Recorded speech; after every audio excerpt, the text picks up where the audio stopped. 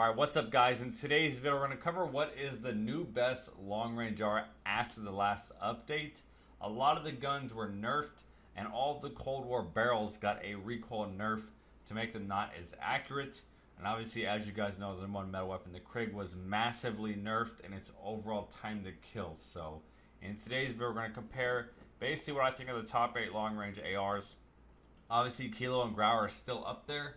We do have the FAR and the C58. The FAR is definitely still top tier. And then we have the XM4 and the M4. These are both two really good guns. So we're going to cover all of that information as far as the mobility stats, the overall recoil, and obviously the most important, the time to kill of the new updated Krig and how it competes now with the 3 damage profiles and the base damage being nerfed. So if you guys do enjoy the video in any way, it does help you out. Please leave a like. Make sure you guys do subscribe to the channel down below, as well as my GFUEL code is currently 30% off for both weekends of the beta. So the first thing we're going to cover is obviously the time to kill of all these weapons, and then compare that new Krig in that status. Alright, so what you guys can see on the screen, this is the base time to kill and the second time to kill of all these guns up to 60 meters. As you guys know, the Krig was nerfed, now has a third damage profile above 80 meters, which we'll take a look at in just a second. But this is pretty much where all of your basic gunfights are going to be between. You guys will be able to see the chart on the screen now. We have from 0 to 40, 40 to 45, 45 to 50, and then 50 meters plus. Those are kind of your basic 4 ranges where these guns are going to drop off.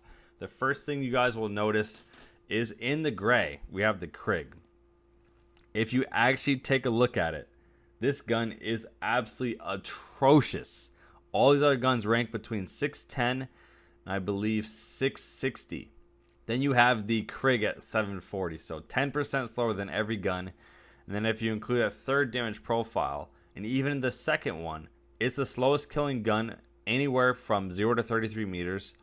And then from 50 meters basically to infinity, besides the kill, it's the slowest killing gun. So TTK wise, the Krig has been nerfed pretty much into the ground for the TTK wise. Still incredible accuracy wise, which we'll take a look at. But as far as TTK wise, kind of breaking it down, from the 0 to 40 meter chart, you guys can see FAR, QBZ, Kilo, C58, Grau, XM4, M4, all good. They're all within 60 milliseconds of each other, which is pretty okay. The one negative with that XM4 and that C58 is they do have 33 meters of range, which they drop off. As soon as those guns, the FAR drops off as well. We now have the QBZ as king from 40 to 45 meters. So from 30 to 33 to 45 meters, the QBZ is still an incredible weapon. When those other guns drop off, it's still TTK wise going to be ranked in the top. The one fact you'll see is third, second, first. We have the Kilo. This gun's really good accuracy wise, as you guys know. And then TTK wise, into its base range of 50 meters is excellent. And then we do have the Grau there in the yellow, also third and second. The one biggest factor though, TTK wise, is from 45 to 50 meters. Even then, after dropping off, the FAR is still third, excuse me. QBZ at fourth. So TTK wise, you kind of want to break down these charts and then kind of look at where these guns rank. The Krig is obviously the worst. There's absolutely no doubt about it. The Krig is the worst gun TTK wise, just because that base range, they have tanked the gun into infinity. The gun is absolutely atrocious. TTK wise, you guys can see anywhere from 0 to 40, and then from 50 meters plus, there's only about 10 meters where the FAR is not the fastest killing gun. It is the fastest killing from 0 to 40 and 50 meters plus, which in my opinion is what's going to completely jump this gun up the ranks. Then you guys can see in white, we have from 0 to 40 and 40 to 45. The QB is only 10 milliseconds behind than actually the fastest, and then 20 milliseconds behind above 50 meters. So QBZ TK wise is easily second. Then you guys will see above 50 meters, which we are looking for long range. The M4, XM4, C58 are all about equal between 740 and 760. But as far as the accuracy wise, I would put the XM4 probably as my third fastest killing or one of the best killing weapons. Just TTK wise, but range wise obviously lacks. So round out the top 4, I would put M4. So we have the 2 M4s, the FAR, and the QBZ as our top 4 fastest killing guns. And then obviously you guys can see above the 80 plus meters now on the screen. We have the Krig at 920, which is probably your most realistic practical time to kill. If you get one or limb or stomach shot, you're going to get 920 and the Kilo 1039. So TTK wise, those guns obviously are the worst beyond anywhere beyond 50 meters, just because they already are the slowest killing, and then they have a third damage profile, which is the only two guns that do that. So what I did want to include in this is actual headshots, because they did nerf the Krig, but by nerfing the damage just slightly, it actually is going to increase your headshot effectiveness, which you guys will now see on the screen. So with the Krig, it now requires one headshot in the base range and one headshot in the second range in order for it to maintain that either the 644 or the 736 to bring it back to average. So TTK wise might be the slowest, but it has good potential. Then the one factor with the CFD and the Growl, which is why they're good TTK wise, is they both require 1 or 3 headshots to lower their time to kill in that max range, which in my opinion is going to help give them a couple more brownie points.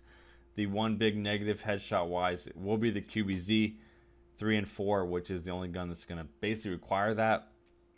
All the other guns are about equal 2 across the board. So as far as headshot effectiveness, the Krig might only need 1, but it needs 1 to get its TTK back to average. So the headshot effectiveness is good, yes, but it only brings it back to average, which is not that good. With the C58, it will take it to top tier, and the Growl will take it to average, which in my opinion is going to help give them some brownie points, like I said. So TTK wise, as far as what I think a lot of people have started migrating to, number one is ease of use for high accuracy, and then TTK wise has always been in the top. The FAR and the QBZ, in my opinion, are excellent, and for TTK wise numbers, they are going to jump up, in my opinion, easily into the top 3 now, just because they're going to kill faster than any of these guns. And the FAR, in my opinion, is actually really good in accuracy. Which we're going to take a look at next is how the recoil has been changed. They have nerfed the barrels of all the Cold War guns. They've nerfed the C58. Actually buffed the Krig recoil, which is crazy. And then, in my opinion, which is not my opinion, it's actual facts, the QBZ got silently nerfed. I don't know if it's because the barrel was nerfed or what, but the gun has triple the recoil that it used to have pre-patch. So they did something to the overall accuracy. I don't know what it was. We're going to take a look at that right now. All right, so what you guys will see on the screen, this is the recoil pattern of all the guns. Names will obviously be on top of the screen. We have the Krig, QBZ, Kilo, the Growl, the XM4, M4, then FAR, and C58. The one outlier you will notice here, as I've been stating, the QBZ recoil. I don't know if this was silently nerfed because it wasn't announced at all, or if the barrel was affected it that much. It was like a 3% difference or 2.5% difference in overall recoil. But for some reason, I'll showcase like pre-patch versus post-patch. For some reason now, this had double the recoil pattern. This is 45 bullets with every single gun to actually showcase the recoil patterns. The biggest outlier you will see, once again, still the Krig is always going to be king. It has the best recoil, will always have the best recoil. A clear second here is going to be the Kilo, and then obviously a third will be the Growl, which the Growl obviously has taken a rise now with the nerf of the other guns. I would take the XM4 and the FARA as basically identical. They have the same recoil pattern, with the FARA being a little bit tighter together, but same recoil pattern. So easy top 3 is Krig, then Kilo, then Growl. And then XM4 and the FARA, because they pull vertical and slightly to the right. I would rank the M4, the QBZ, and the CF58 in the same category, as there's a big discrepancy. It's a little bit harder to control. There's a bigger gap between these shots for these two guns, and the XM4 pulls hard to the right after the first like 18 to 20 bullets, I think, which is obviously not the easiest to control. So recoil wise, not a surprise that Krig was actually buffed. Still king. Kilo has no recoil, still there. Growl definitely has gone up. It looks like it has less recoil than previous videos because the recoil of the other guns was nerfed. So now they have more recoil, so the Growl looks like it has less. So accuracy wise, Krig, Kilo, Growl have always been kings. They are still once again kings, with the QBZ actually taking a huge fall off, and the C58 also taking a huge fall off now, because these guns were highly accurate in my previous video from like 2 or 3 weeks ago. So that's pretty much it for the accuracy. What I want to cover next is very simply the mobility stats. We're going to take the ADS All right, so we're going to take a look next is obviously mobility stats, movement, ADS, reload speed. Red is bad, yellow is average, green is good. So very simple. Movement speed, obviously with the Modern Warfare weapons, they're absolutely atrocious. 84%, 85%, 87% is absolutely terrible when you compare it to the QBZ Griggs, the Krig C58, 95 to 97% with these other weapons. Obviously that's a huge discrepancy. Not that big a deal if you're running an Overkill OTS or Mac 10, which have godly movement speeds. In the ADS category, there are only 3 outliers. QBZ, XM4, C58 are all excellent. 367, 383 is really good. The Krig and the FARA at 450 is absolutely atrocious. You notice it was average in movement, which was nowhere near as good as these other weapons. And then ADS speed was the worst, with the Krig a close second. Kilo, M4, okay. Grau, average. Not a big deal. ADS is not that big a deal. This is long range weapons only. Reload is the Kilo, M4, Grau, XM4, all good, about equal 1.5 seconds. C58 at 2 seconds is a little on the slow end. QBZ and Krig about 1.8 are just about average. And then the FARA at 2.5 is atrocious. I believe this is actually, with the 45 round mag, goes up to 2.7. So even with the 60 round mag, still at 2.5 is terrible. ADS is the worst, reload's the worst, and then movement speed is average. So mobility wise, obviously these Modern Warfare weapons are terrible. Kilo and M4 are the worst mobility wise, with the FAR in my opinion being a close third behind them, but not really big discrepancy here. ADS speed wise, what would stand out for me would be the XM4 is green in all 3, which is the only gun that does that, which in my opinion is going to help rank it a little bit higher in my breaking down what is the best long range weapon. So one thing I did want to include is the damage per mag, because this is what was changed about the Krig, which kind of tanks a little bit in my opinion. Damage per mag is how much damage you do per bullet, and obviously with the highest ammo account possible. So we do have, and this is the base range, up to the base range, which is either 50 or 45 meters. We have the Krig, which used to be 1980, is now 1860, and the QBZ at 1980 is excellent. So 300 more damage in these guns would be a whole extra kill or a whole extra down, which is a big factor. All these guns are about equal. The only standout here would be the Krig and the QBZ. Then in the long range, this is where the Modern Warfare weapons lack, is they have low damages. They do have good fire rates, but their damage is low. So you guys can see 1440, 1380, or even 1080 at far, which is a terrible. Then 1380 again. Compared to, once again, the QBZ, 300 more damage, you're getting a full extra down at range, which the QBZ is the best one at range. All these other guns, about 1500, are just good. So as far as the difference damage per mag, we do have this standout here with the QBZ, which in my opinion is what's going to help it a little bit, because you are able to get a couple more downs with this gun than some of the other guns. Even the Krig was nerfed damage wise, still top tier, and then even at range is still either second or in the top or right next to the guns, doing like 30 less damage, which is 1 bullet. So damage per mag wise, QBZ is going to be king here, which might help it a little bit just because you can get 1 extra down. So with these being long range guns, one of the most important factors as well is to talk about their bullet velocity. As you guys know, the C58 was nerfed to lower its overall bullet velocity, which is going to make it not as easy to kill at the long range. So bullet velocity wise, you guys know the Modern Warfare guns are excellent. Obviously 1300 or so. Range wise, 50 meters and 50 meters is also top tier. Then velocity wise, the XM4 is a little bit better than the other 3 or 4 Cold War guns, with the QBZ being the best of those. So the QBZ has good range and good velocity and a decent fire rate, which in my opinion helps give a little bit more points into ranking it as a top tier weapon. The XM4 is obviously terrible range wise. Once again, good fire rate, 720 is about equal to the Grau, and then a bullet velocity is okay. As far as breaking down the range and velocity, the only real thing that you guys will notice here is the actual standout now, with the Krig being 83 meters of drop off for that third range.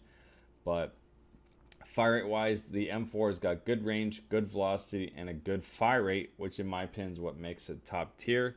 Then the Farah has obviously better range than these two guns, decent velocity, and obviously the second fastest fire rate. So the Farah and these actual numbers here, in my opinion, gets a little bit of credit just because it does have average velocity, but the fire rate's going to help you at the longer ranges just because you can shoot faster, and it's still a pretty accurate weapon. So velocity wise, range wise, the only real standouts here in my opinion would be that of the Kilo M4 and the Grau, and then the QBZ are the top four for range, velocity, and overall fire in my opinion.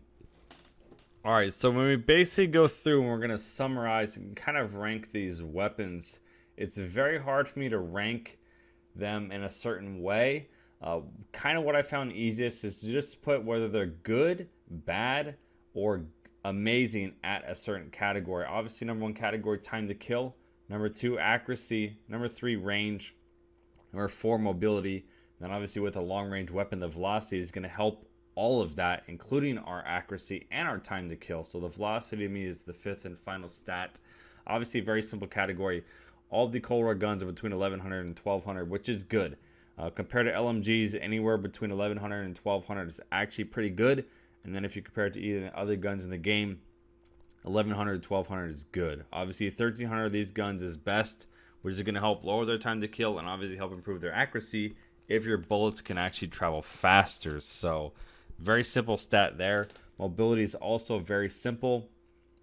The Krig is good because it's average in ADS, and then I think it's average in reload, and then movement is good. And then the C58 is below average in reload, but excellent in ADS, and then movement speed is average. So these guns are kind of just good.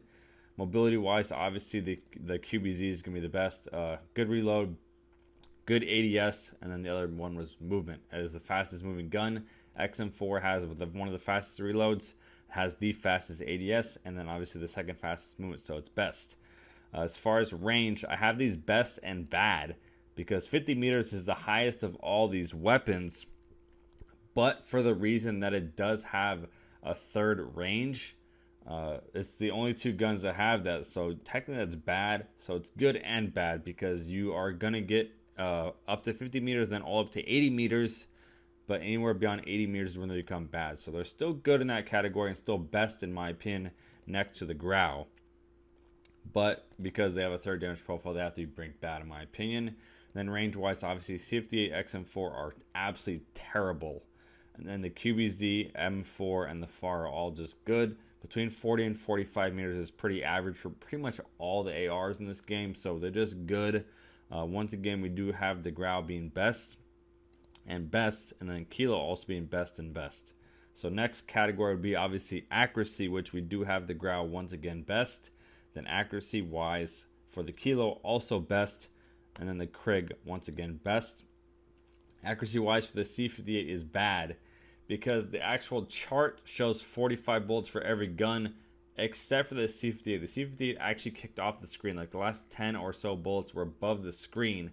So for the 35 bullets, it has as much recoil as other guns had for like 40.